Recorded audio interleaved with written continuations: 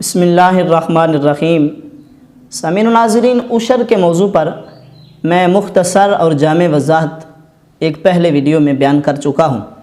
آج کی اس ویڈیو میں یہ بیان کرنا چاہتا ہوں کہ اللہ رب العزت نے عشر، زکوٰۃ یہ کیوں فرض فرمایا ہے، اس کی حکمت کیا ہے، اور چند قابل توجہ قابل ذکر مسائل بھی عرض کروں گا۔ امام غزالی نے اس کی 3 وجہیں بیان فرمائی ہیں۔ پہلی وجہ کہ بندہ مومن کے مال کی آزمائش، دوسری وجہ بخل سے پاک کرنا، اور تیسری وجہ اللہ کی نعمتوں کا شکر ادا کرے۔ امام غزالی نے ان تینوں وجوہ کی تشریح بھی فرمائی ہے۔ پہلی وجہ ہے بندہ مومن کے مال کی آزمائش۔ یہ آزمائش کیوں لی جاتی ہے، اس کی وجہ کیا ہے؟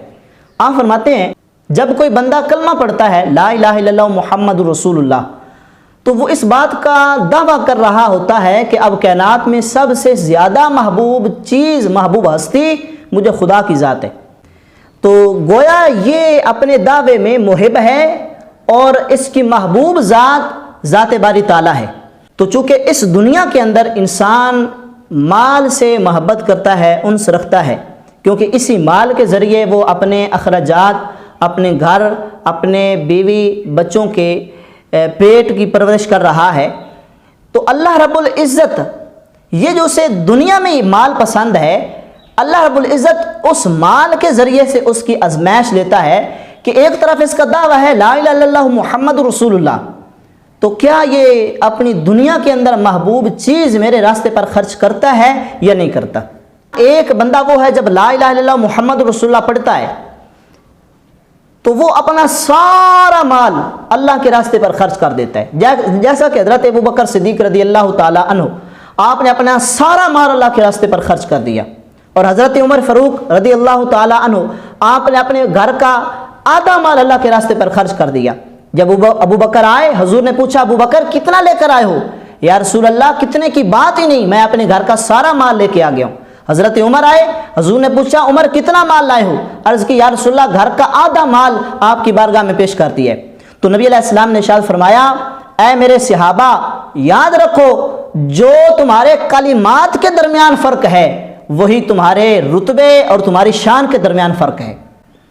تو جب بندہ لا الہ الا اللہ محمد رسول اللہ پڑھتا ہے تو اس کے پھر 3 درجے بن جاتے ہیں جن کو امام غزالی نے بیان فرمایا ہے۔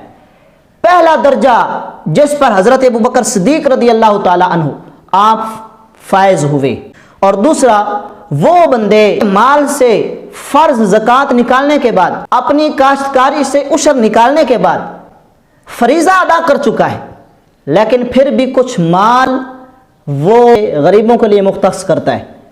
تیسرا درجہ وہ ہے فریضہ ادا کرنے کے بعد، زکوٰۃ عشر دینے کے بعد وہ اس میں سے غریبوں کی مدد کرتا ہے اور بطور قرض ان لوگوں کو وہ اپنی رقم دیتا ہے۔